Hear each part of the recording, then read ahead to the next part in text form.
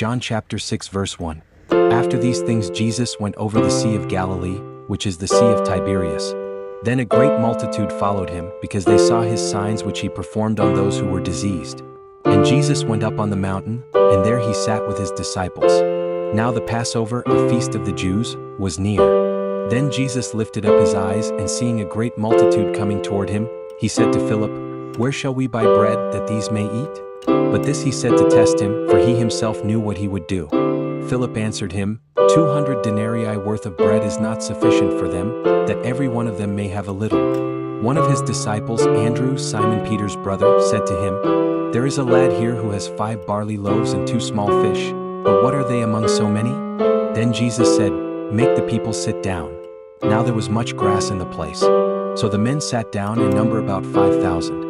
And Jesus took the loaves, and when he had given thanks he distributed them to the disciples, and the disciples to those sitting down, and likewise of the fish as much as they wanted.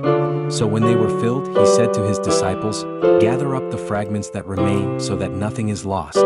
Therefore they gathered them up, and filled 12 baskets with the fragments of the 5 barley loaves which were left over by those who had eaten. Then those men, when they had seen the sign that Jesus did, said, "This is truly the prophet who is to come into the world."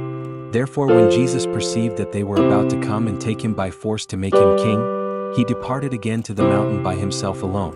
Now when evening came, his disciples went down to the sea, got into the boat, and went over the sea toward Capernaum. And it was already dark, and Jesus had not come to them. Then the sea arose because a great wind was blowing. So when they had rowed about 3 or 4 miles, they saw Jesus walking on the sea and drawing near the boat, and they were afraid. But he said to them, "It is I, do not be afraid."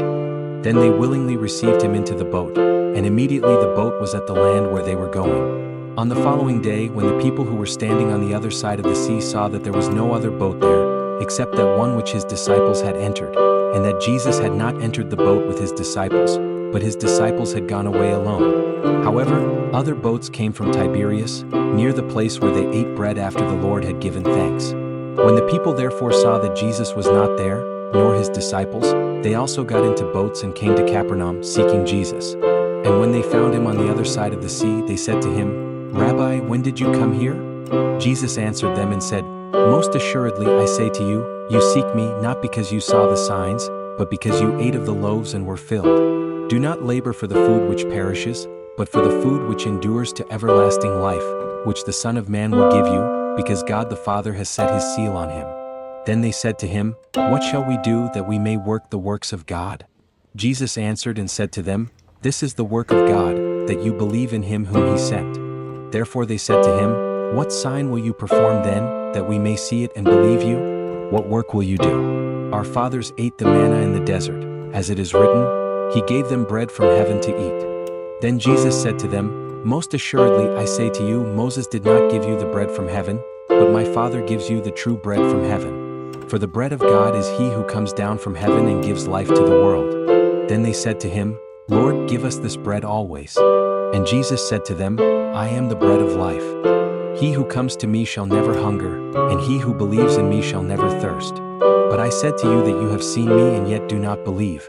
All that the Father gives me will come to me, and the one who comes to me I will by no means cast out.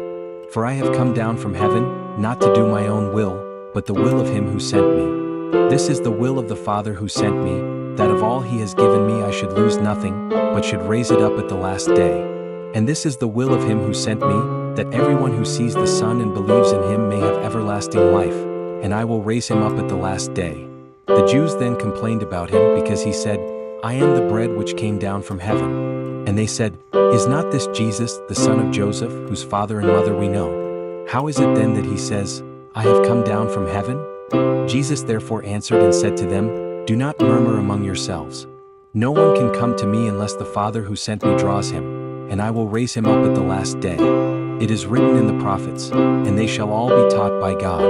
Therefore everyone who has heard and learned from the Father comes to me. Not that anyone has seen the Father, except he who is from God.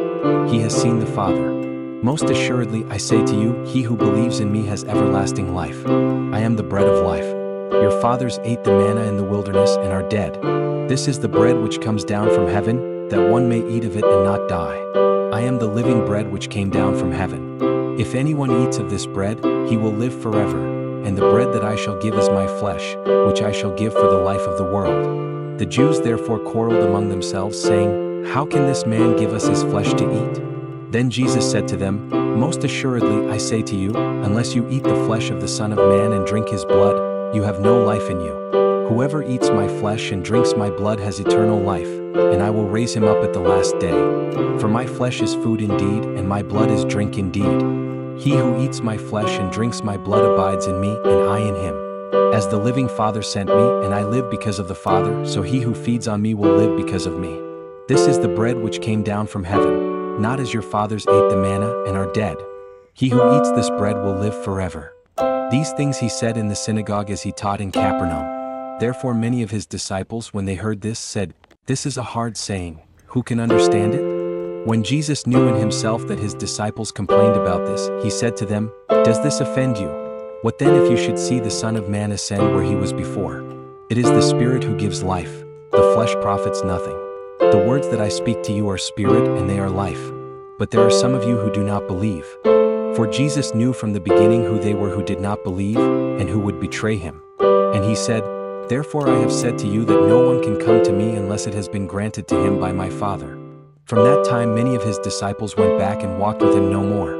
Then Jesus said to the 12, "Do you also want to go away?" But Simon Peter answered him, "Lord, to whom shall we go? You have the words of eternal life. Also we have come to believe and know that you are the Christ, the Son of the living God." Jesus answered them, "Did I not choose you, the 12, and one of you is a devil?" He spoke of Judas Iscariot, the son of Simon, for it was he who would betray him, being one of the 12.